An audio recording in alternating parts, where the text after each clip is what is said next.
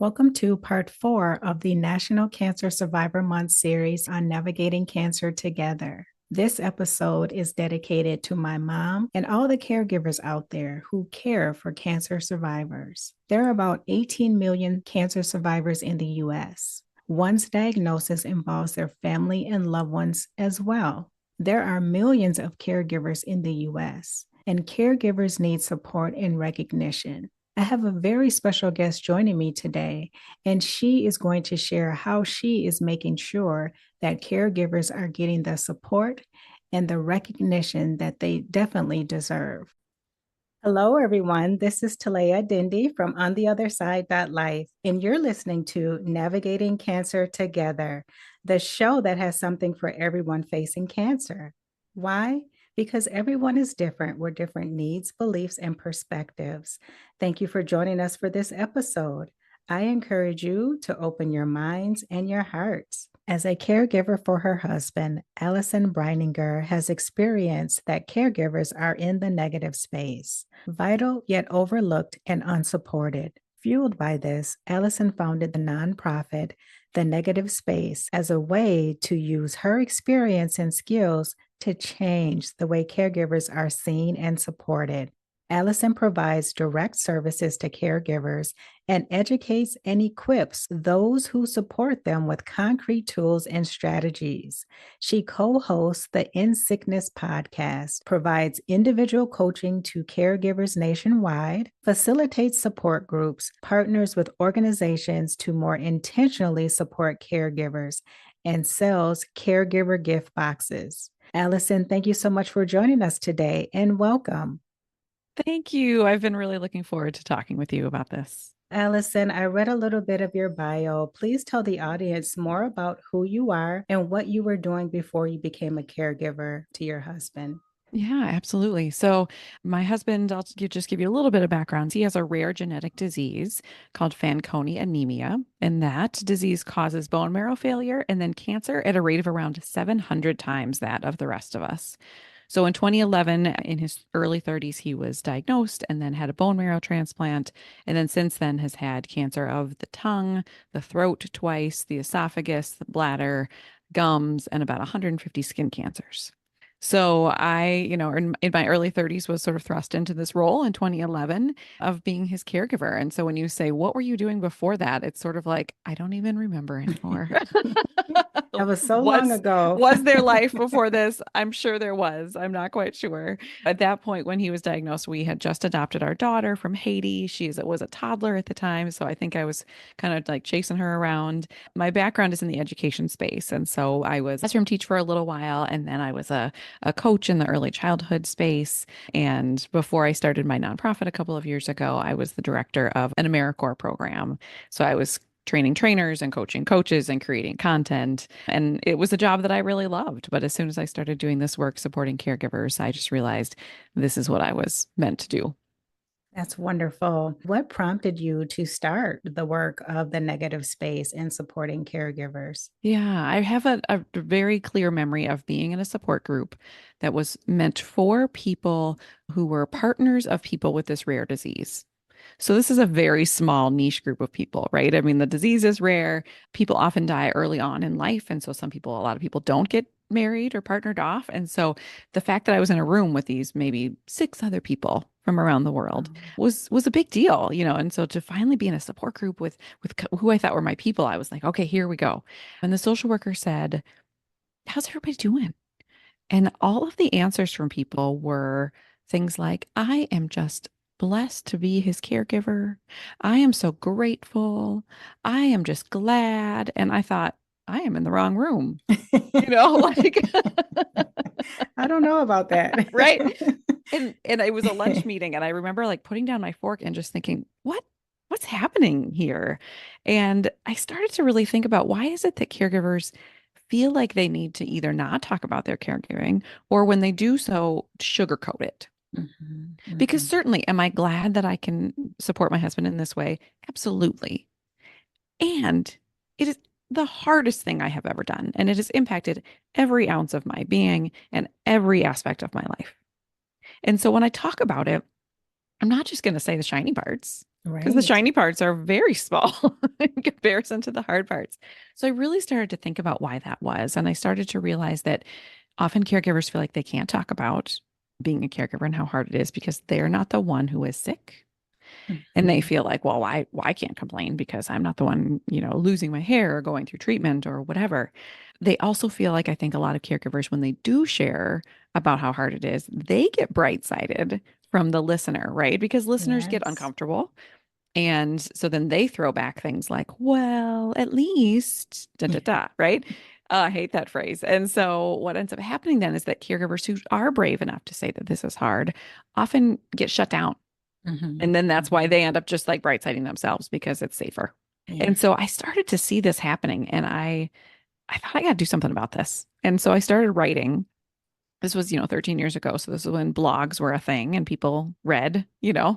things like blogs. Longer, they could read a whole Longer page at a form. time, right? Yes. And so I started writing sort of just to sort of paint a picture of what it's really like to be a caregiver and also as a cathartic thing for myself to process what I was going through. And people just came back and were like, you have my words. Like, I didn't know we were allowed to say these things. Like, Mhm.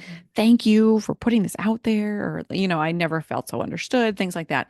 And so once I started doing that, I thought, this is a thing. Like, people need this. And so it just started kind of growing and growing. And I tried to sort of start doing it on the side while I was doing my other big job. And then at one point just said, I just got to do this full time because the need is so great that I wanted to be able to focus on it more than I was able to when I had another job. That's wonderful that you were able to make that transition and provide such a huge need for people because more and more I'm just hearing caregivers starting to speak up and speak out and say, hey, we're tired. Yes. This is hard work. We're Yes. not compensated. We're having to give Right. up our jobs and a lot of other things. So thank you so much, Allison, for starting the Mhm. negative space and filling that need. Absolutely. When we started our conversation, you touched on your husband's diagnosis. Thank you Mhm. for sharing more about that. What did you do when your husband received his diagnosis? What was the first thing that came to your mind? Good question. I think when we first found out, we didn't understand all the repercussions of it yet. It's a complex disease that it took us a long time to kind of understand what is this going to mean. The big thing I realized right at the beginning is that he and I, in that moment, were actually in the process of adopting more children. Oh, wow. We had that paperwork was in process. And so actually my first thought was, that's never going to happen now. Yeah. Because when you fill out the adoption paperwork, I think you have to be cancer free for I don't know how many, a lot of years in order to be approved. And Wow. I just thought, nope, there's no way. There's no way we will be approved. And so I didn't realize all the other ways it was going to impact our life, but that was my first thought of like, well, our family is not going to look the way that I thought it was going to because of this diagnosis. Mhm. Yeah, that's tough. Yeah. I guess I wasn't aware that that was a stipulation of adoption. Are many people aware of that, or I like don't know. you And, have to be cancer free? sure. I mean, and certainly don't quote me on that because it could Mhm. be, I haven't looked into it recently, so it could be out of date. But I Okay. know that they do lots of health checks and all of these things. And we've thought that a lot, that if we had known, my husband's disease is genetic, so he's had it his whole life, but we didn't know until he was 31-ish. And we've thought about that if we had this diagnosis, we probably wouldn't have been able to proceed with our daughter's adoption. Right. And so Mhm. we were able to adopt her because we didn't know this yet. But I have heard that I think that you have to be in remission, or there's a certain number of years, I believe, that you have to Okay. have been cancer free in order to go through the adoption process, which is so hard because for many people, the cancer treatment itself impacts their fertility.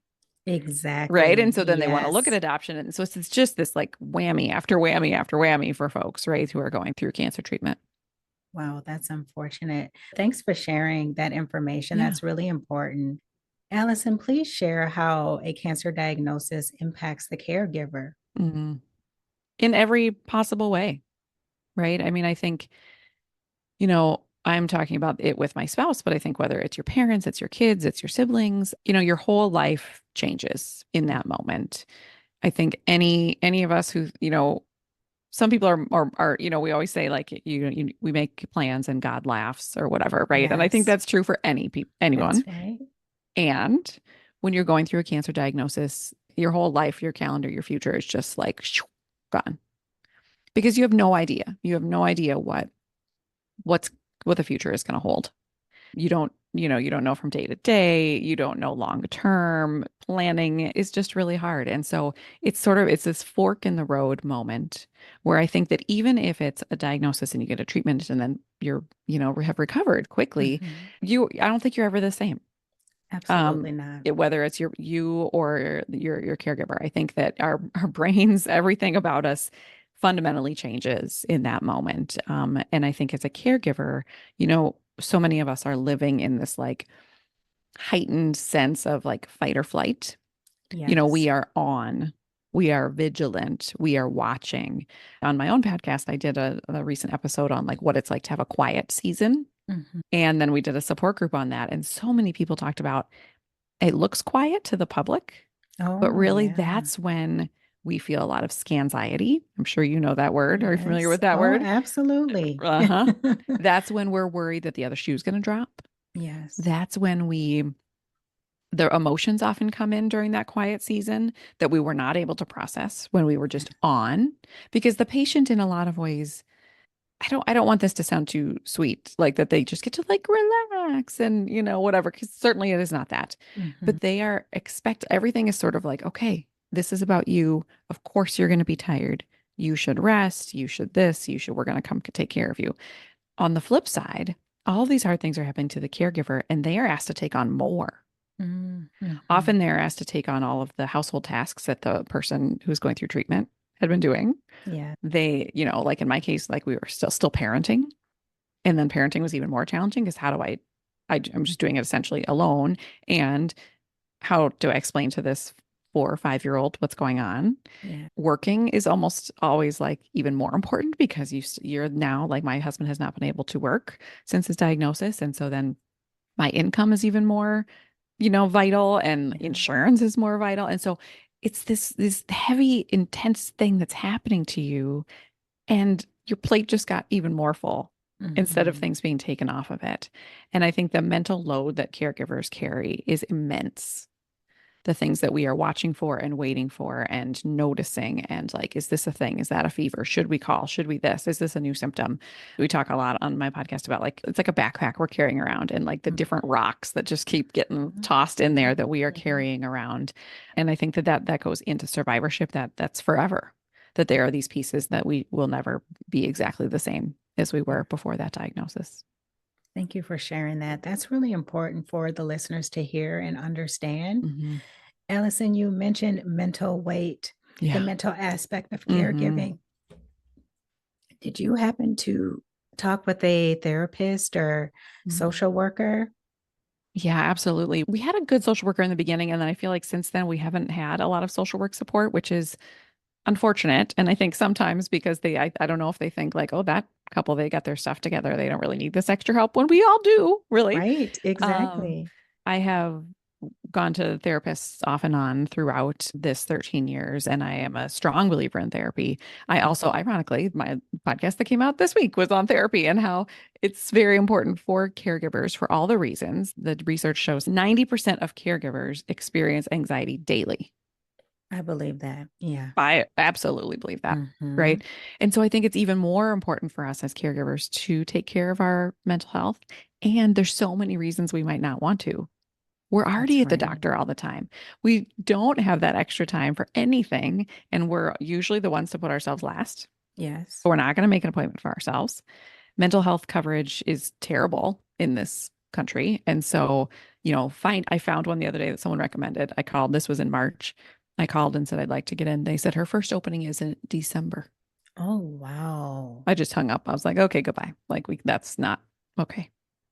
Right. And That's so just, it's terrible. And then often insurance isn't covering it. I mean, there's so many barriers. yeah, And then, finding a therapist is kind of like dating. And so you don't always find the right one on that's the first right. try. And so one thing that I actually provide as a service through the negative space is caregiver coaching. Now, I am not a social worker or a therapist, but I am a trained coach. And so I am a person who is then able to just listen and to be there, because people say, like, I have a therapist, but the therapist doesn't get it. Get it. Yes. Right. Mhm. And sometimes it's okay. Sometimes you can find a therapist who is fantastic, even if they haven't been a caregiver and they haven't actually walked in your shoes, they still find a way to get it in their own Exactly. way. But a lot of them, when they just don't get it, Because you they just, haven't experienced it. yeah. Yeah. And I'm happy for them that they haven't. Yeah. It's But then right. they're not always as effective in supporting me as a caregiver if they don't understand. Right. So I would love to see more therapists trained in, how can they specifically support caregivers, because it is a niche thing. And, it's not like they have to experience everything to be able to support. But I've had some people who have just missed the mark in Yeah. supporting me because they just don't get it. And it's a really intense thing that I'm going through.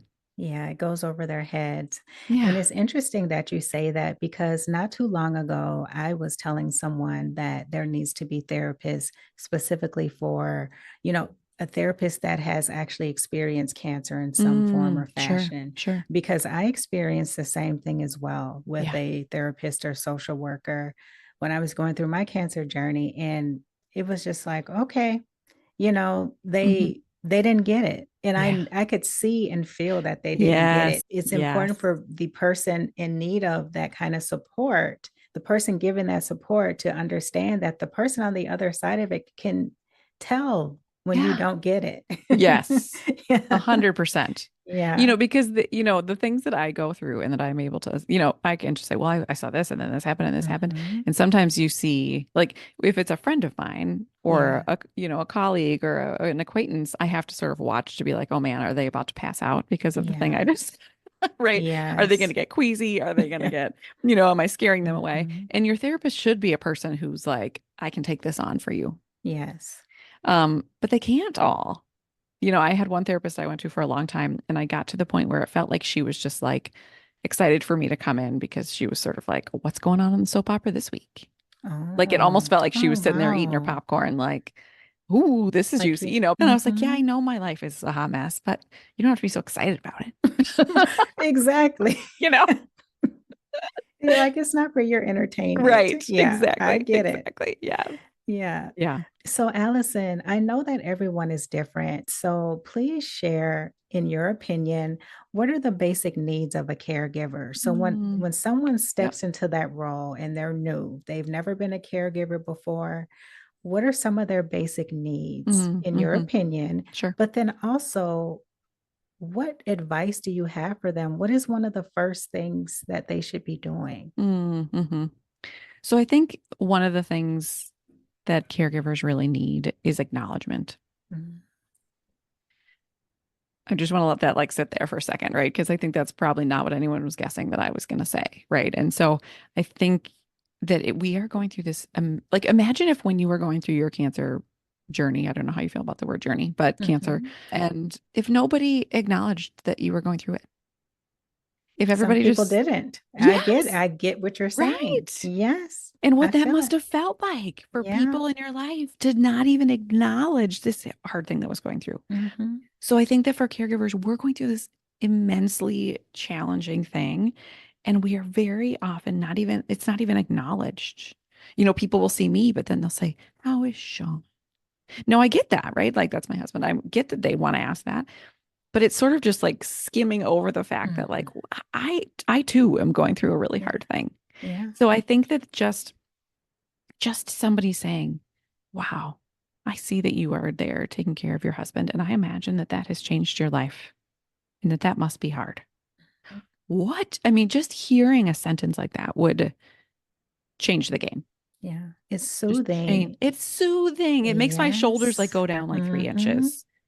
We just need to know that we are seen, that someone is realizing like that we're in this too. So I Mhm. think that's a huge thing. Like if we're thinking about what do we need acknowledgement Mhm. and we need support. And so when I think about our caregiver's plate, like alluded to a little bit ago, that it's like all of our regular life, plus extra Mhm. household tasks, plus all the medical stuff, plus we're working more, plus the mental load, and it's so much. And so Yeah.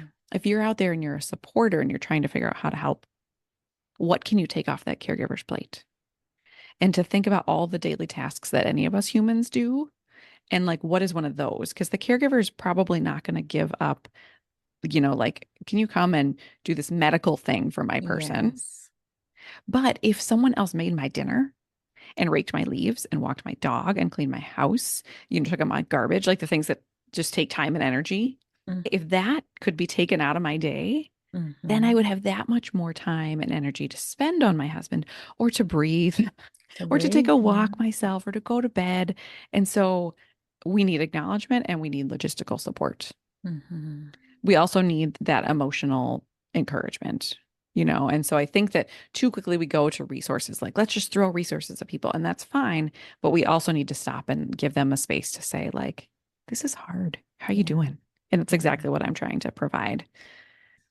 Your second question was, what is the first thing caregivers should do? Is that what you said? Yes. Yeah. Yes. I think I'm all about like building a system of support right off the bat, especially around cancer. Diagnosis is the biggest one that communities tend to rally around. Mm-hmm. People understand cancer in a way, right?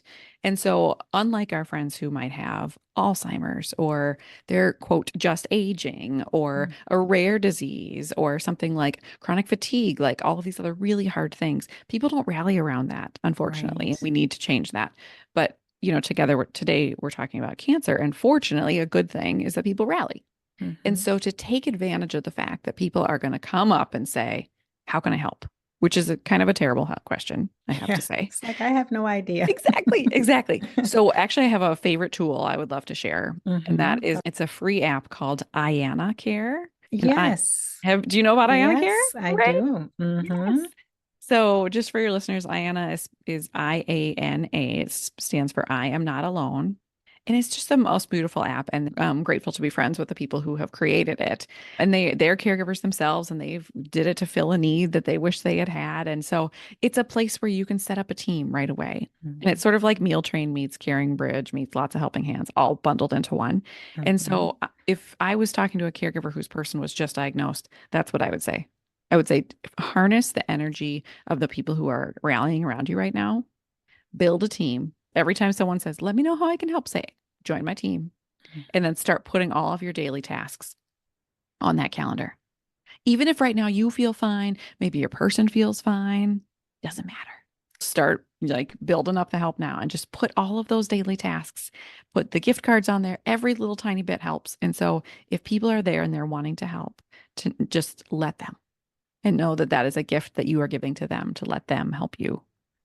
That is an amazing resource. It doesn't take a lot of time, very No. easy to use. Yep. I wanted to go back to you said a lot of times people throw a lot of resources out there. Sure. And I'm glad you mentioned that because the other aspect of it, even though that's nice, it takes time for the caregiver to go through those Mm, resources as well and try to yes. determine, well, what's going to work, Yeah. what doesn't. Yeah. That's an additional workload. Hmm. So, It yeah, I is. just wanted to point that out. It is. I remember we Mhm. had at the U, they used to have American Cancer Society patient navigators. Yes. Unfortunately, they don't have those anymore. But so we No. had one, and she was just like throwing brochures. I love her. She's amazing, but she was like just throwing brochures and pamphlets and grants and stuff at me. And I was like, I can't, I can't. I Mhm. can't. And so finally she like literally filled out all the paperwork for me. It was like a Yes. thing, like fill this out and you get a gift card for a gas something. She filled it all out for me and then just said, sign your name. I signed my name. She put it in the mail. Like she did like all of it because I was like, Nice. I can't sit here with these brochures. I cannot, Mhm. and so I think we need to, as systems, they need to figure out like, how can we better see like, okay, this family could benefit from this Yes. resource and then do like a warm handoff as Yes. opposed to just throwing brochures and That's websites at right. people, right? Yeah. Yeah. And those brochures are going to go right over there in this I pile know. that hasn't been Yeah. touched. Right. Yes. Yeah. That's important for people to hear and understand. Although it can be very helpful, just doing the legwork is Yeah. another task. Yes. So, 100%. Allison, why don't more caregivers talk about these things? Yeah. Yeah. I think kind of like I mentioned before that there's a lot of guilt Mhm. that, who am I to say? And even though this is what I do and I'm very open about it, I still Mhm. sometimes feel guilty saying like, this is really hard on me because he's the one that's had like literal organs removed, Yeah. right? Chemo, radiation, like surgery after surgery after surgery, right? He's the one that's having that happen to his body. So, it can feel hard, like, what's wrong? Like, Allison, why are you complaining? You know? Mm. However, I have been with him for each of those things, right? I have witnessed that. And so, in some ways, like the trauma of witnessing your loved one go through this awful, awful thing time after time after time after time, it it messes with you. It really does. And the fear and the worry and the managing of all of it, and then to not be seen on top of it, right? So, Yeah. so I think that back to your question, that I think that a lot of it is around guilt. They feel Mhm. like, who am I to say that? I think that a lot of it is around, people have talked to me about like, well, my background or my culture or my family has said like, we just do things on our own and we don't Mhm. complain and we, don't ask for help, and like we're family, and so family, and or maybe it's even that the patient or the caregiver, one of them doesn't feel comfortable sharing. Right. Yes. So even if I'm a caregiver and I want to tell the world, if my person doesn't want anyone to know about it, it's really hard, because then I can't really talk about this hard thing that's happening to me because it's connected to him. Mhm. But if I don't talk about it, I don't get any support. Right. The That's casseroles right. don't show up if nobody knows what's going on over here. Mhm. And so I think there's a lot of that. There's a lot of shame, a lot of guilt, a lot of, I should be able to do this by myself. I should, if I'm a wife or a mother, or a daughter, I should be able to do this. And Mhm. so there can be some shame around saying like, I can't do this. I Yeah. can't do this by myself. And I can't, or I'm doing it, but it's really hard. And so I see that there's been a cultural shift around motherhood, where I feel Mhm. like now people are able to be like, this mothering thing, whoa, it's a lot. Mhm. And I think that hasn't always been the case. Right. And I'm Just do it. hoping, yeah, right. Mhm. And I'm hoping that we can make that shift, and that we're moving towards that shift, and that my work is helping that happen around caregiving as well. That people can start to see, because what I'm starting to see is that caregiving is in the news more often, which It is is. great. And I'm excited about Yes. that. And I would say 75% of the time that when I see the articles or there's a news story, it always ends with a little like pretty bow at the end. Oh And the yeah. focus is Mhm. always like, but they found their purpose. Mhm. Or, they found new this, or they were renewed, or in the end, Mhm. they were so grateful. And somebody reached out to me the other day and said, I'm a new caregiver and all I've seen are those articles. And so I was feeling really guilty that that's not how I felt, because I thought that's how I'm supposed to feel. And she said, I'm Yes. so glad I found you, because you're speaking the truth that I'm feeling. Right. So I think that like we're doing caregivers a disservice by, putting it out there in the media, putting it out there in that way, Mhm. because I then it's sort of like, understand. okay, you can talk about your caregiving, but only if you talk about it in terms of gratitude Yeah. and purpose and meaning. Transformation. Yes, yes, Mhm. yes. Yeah. Which is, I mean, Yes. certainly can be, I mean, look at It me, can right? I've happen. started a Yeah. nonprofit because of this. Mhm. It's a component of it, It's not but the whole when it's story. not the whole story. Exactly. Mhm. Exactly. Thank you so much for sharing that, Allison. I must ask, how is your husband doing today? Mm, I love that you add the word today. I think that we in the cancer space understand that, right? Like that Hmm. you Yeah. don't just put it out generically. It's like today, right? Today, this Today. hour. Exactly, exactly. Today he's actually doing pretty well. Good. The most recent thing is that in the fall, when he had esophageal cancer and they removed that, his esophagus keeps trying to like form scar tissue to fix Hmm. the spot where they did that, and which means that his esophagus is closing. So every 2 to 4 weeks since November, he has gone in for a dilation procedure, and that's like under anesthesia and a whole Yeah. day at the hospital and all of that. And so they're hoping that it's slowly going to teach that scar tissue to stay open. But that's been kind of the thing that we have been dealing with lately. So much so that it's sort of like, oh, yeah, it's dilation day. Here we go. Whereas Hmm. for most people, that's like a huge, like going under It's a anesthesia and huge all of the thing. things. But I mean, he gets constantly like scoped and scanned and checked so that we can, if there are any cancers, we can find them when they're small. And Hmm. so, at this moment, as far as we know, there is no cancer, but we also know Good. with this disease that it's a matter of time. But that's why we got to stay vigilant. So, Yeah. Yeah. I'm glad he's doing good today. So Yes. that's a Thank you. blessing. Allison, you've been a caregiver for a number of years Mhm. now. How has your role as a caregiver changed over the years? And Mm, has anything improved? I don't think I've ever been asked that question, Talaya. That's a great question. Let me think about that for a second. Sure. I think that so the very first thing that happened to him was he had a bone marrow transplant. And I always say that I think that's really one of the worst things that can happen to a body because they have to bring you like an inch away from death. And so I just was like, this was like baptism by fire for me. Like it was like diagnosis, bone marrow transplant, boom, right? And so I think that one thing I'll say is that in the beginning, I was good right away in the beginning of asking for help because it was clear that it was just obvious we were going to need that. But I do think that in the beginning, I was still trying to do it all. Yeah. I only in these 13 years and took like one leave of absence for a couple of months. Like Mhm. otherwise, I just kept working. The whole felt that I just had to keep doing that for some reason. And so I think I was doing it all back then. I think that I was still trying to take care of the listener. So we had a lots of helping hands page at that point. And I remember I would always end it with like, however, da da da, we're so Mhm. grateful, right? So I think Mhm. that over the years I have learned that I can just speak my truth. And like if the listener or the reader is uncomfortable, that's on them. You know what I mean? They can That's stop right. reading or Yeah. walk away or whatever that is. I think that I have learned a lot about sort of the long-term process of this. Whereas at the beginning, it was sort of like putting out fires. And now I Mhm. see this as like the long game. And so I have to be super intentional about how do I take care of myself? What are the ways that I build in so much care and rest and self-compassion for myself? Because I'm just realizing more and more the impact this is having on my body. And so I think that whereas before it was just like go, go, go, go, go, now I'm able to sort of see the bigger picture and say, okay, even though it's a season of quiet, Mhm. what can we do in the season of quiet? Because to care for ourselves and to almost prepare for the next season because we know what's coming. Mhm. Yeah. Yeah. Did that answer your question?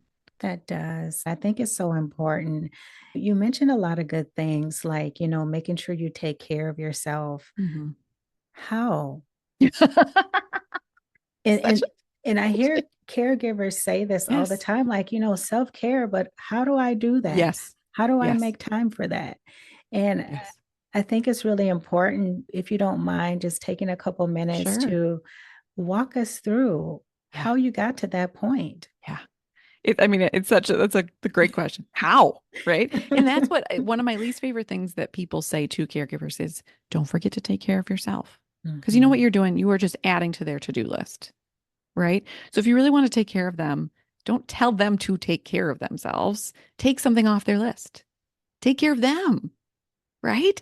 So anyway, that's a pet peeve of mine. But I think that I have had to learn how to build into every single day Mhm. things that are going to support me. And part of, I mean, I'm fortunate in that, like in starting my own business, right? I get to be my own boss, and so I get to say things like I'm very careful with my calendar, and not scheduling things too early, not scheduling things too late, looking at the day and saying like, okay, this has too many things. I'm not going to schedule any more things Mhm. this day or this week or this month. Building in buffers so that after a dilation day or after a skin cancer day, I try to like block the whole next day off Mhm. and I know that I'm fortunate that I'm able to do that, and not everyone is. But I've just learned over the years about this sort of hangover effect that, like, Yes. after this really stressful day at the hospital or the clinic, it's the next day that I'm actually going to start to feel it, and that I need to build that in as well and not just pretend like nothing happened. I do what are called sort of like micro moments. And so, like, I cannot just like run off to the spa for a week or take a Mhm. trip, right? And so instead, I just have little things like I work here from home. And so I have like a little fountain in my office. And I am super into plants right now because it's Yes. something that I can do in the house, in between things. And so I have a lot of like plants around me. I got this thing. I'm not like selling them or anything like that. It's just something I really love. It's called an Apollo Neuro. And it's this Mm. little bracelet that I wear on my ankle like 24/7.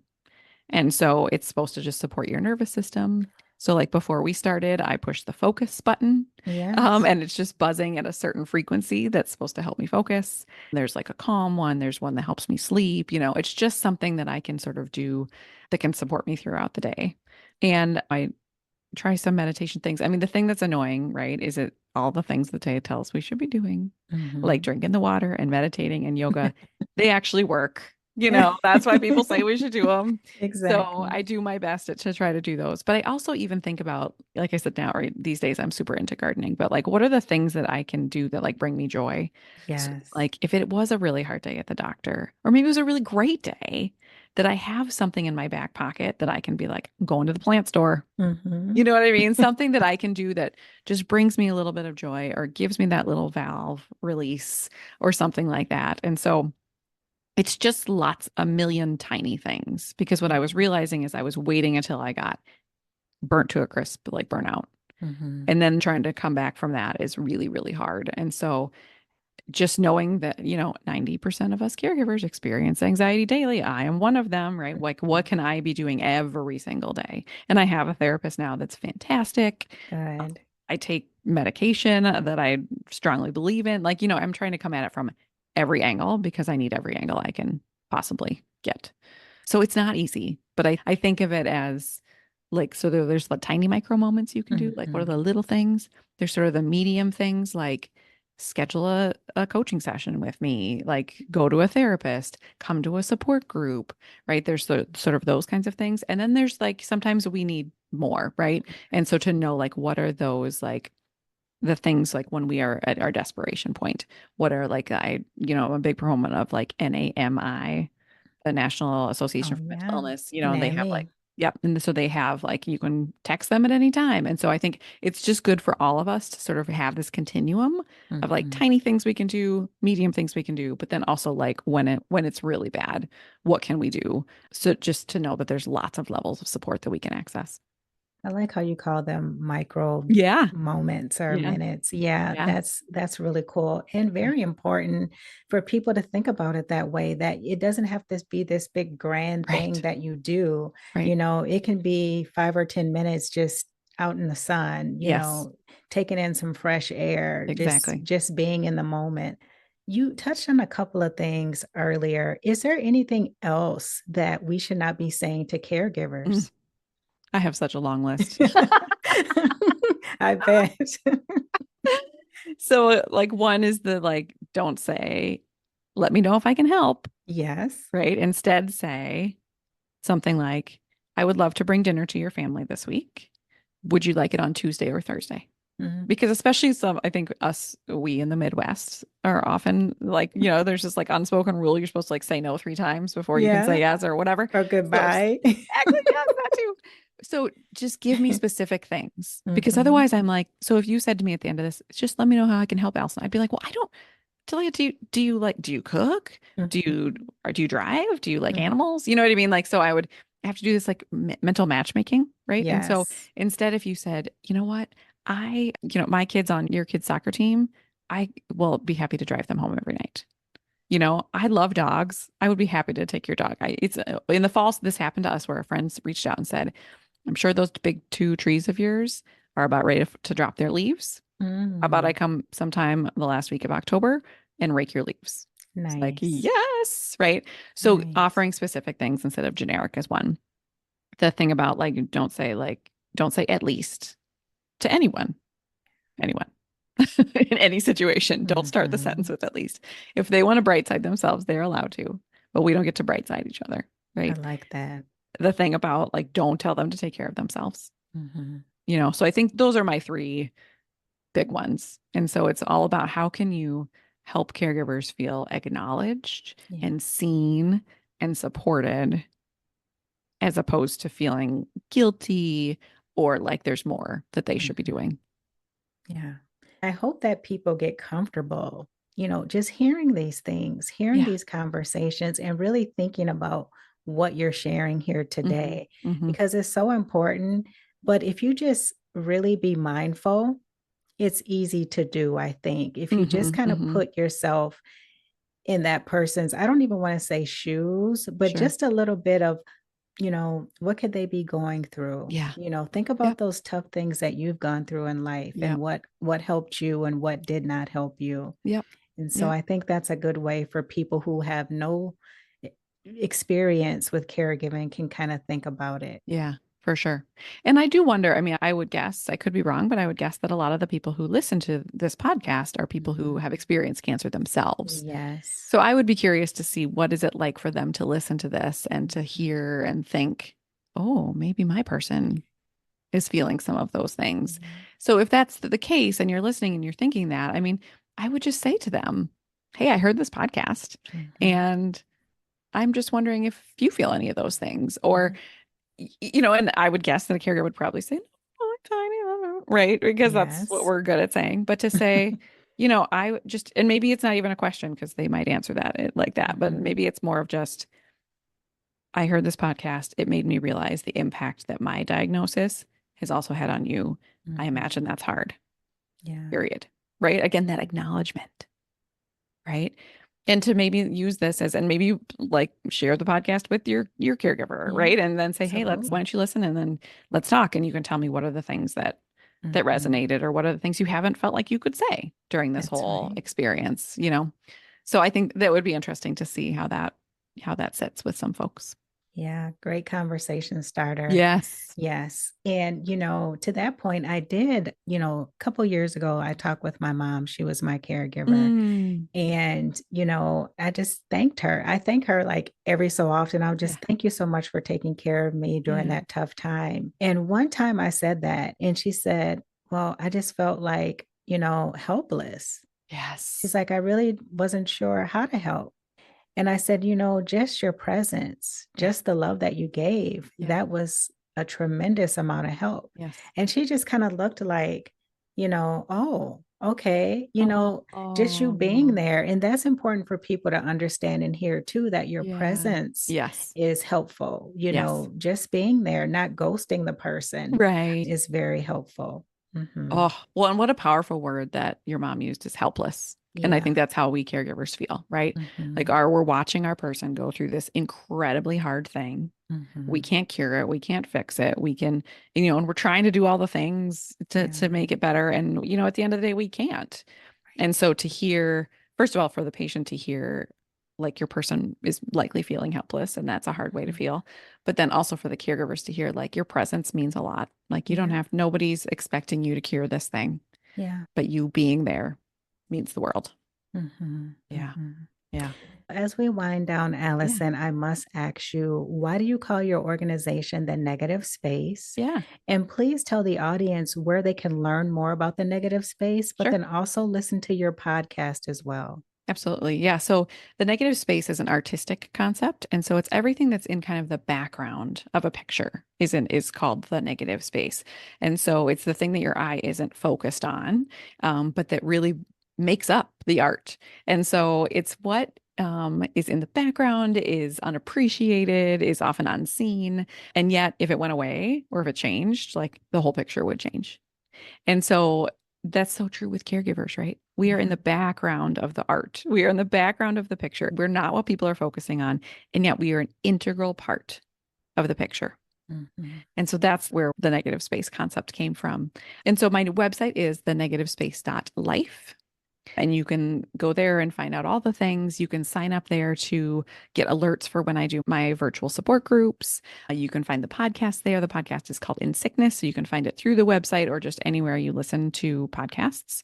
And then if you're interested in learning more about one-on-one coaching, you can contact me through the website as well. And then I'm also on Instagram and Facebook. And there I try to sort of just post things about like what it's like to be a caregiver and then also resources and sort of things to teach people about like if you're listening and you're like, oh, now I know what not to say, but what should I say and how can I help? That both the podcast and social media cover those things so that people can be better supporters of caregivers. So one last thing is I would love to invite our listeners who are caregivers to we're having a caregiver conference, which we're so excited about because those don't really exist. So we're creating one. And so it's Saturday, November 2nd in Minneapolis. And the website for that is caregivercon.com. unmasked.com. It's a full day event, but we know that for caregivers, your lives are busy. And so you can just come and go and, whatever works for your schedule. But we would love to have you there on November 2nd. So check out caregivercon.com. I will be sure to put all of that information in the listen notes Great. so that Thank people you. can reach out if they're interested. Yeah. Also, Allison, before we end, what is one word that you would use to describe your caregiver experience? Oof. If that's possible. Yeah. Um, I would say I just keep thinking of the word hard. Mhm.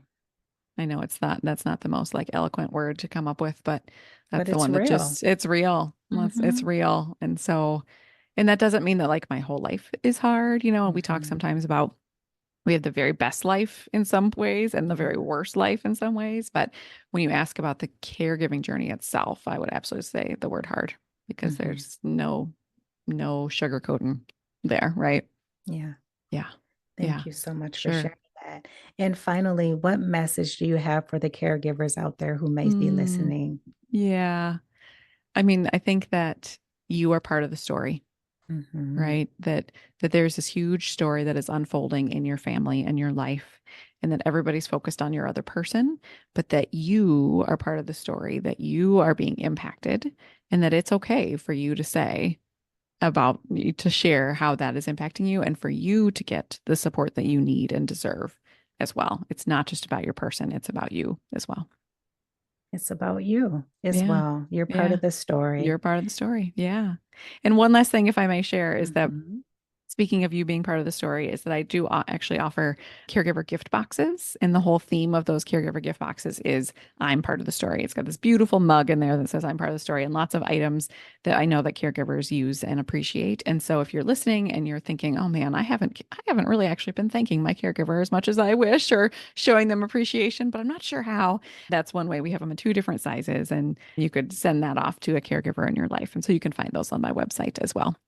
Thank you so much for everything that you do, Allison. Yeah. Thank you so much for taking some time to talk with me. I know you're really busy, you got a lot going on. Yeah.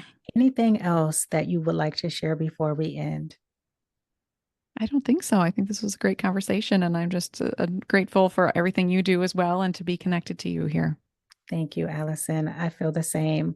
Again, if you want to connect with Allison, be sure to check out the negative space. I will have all of the details in the listen notes. Before we end, I'd like to give a shout out to the listeners. Thank you so much for joining us. Please share, follow, or subscribe so that you can easily find this podcast and listen again. You can listen to Navigating Cancer Together on Amazon Music, Apple Podcasts, or wherever you get your podcast. If you're looking to expand your network, please join me on LinkedIn. As an active member of the platform, I would like to personally invite you to connect with me there. Let's grow our connections together. Search for Talaya Dendy, BCPA. That's spelled TALAYA DENDY, That is it for this Wednesday. And until next time, let's keep navigating cancer together. Take care. Thanks for listening to this episode of Navigating Cancer Together. I hope you found it helpful. Please be sure to subscribe, share, and tell your friends and family about it. For notes from the show and previous episodes, visit ontheotherside.life and check out the podcast section. I would love it if you join me for the next episode. Talk to you soon.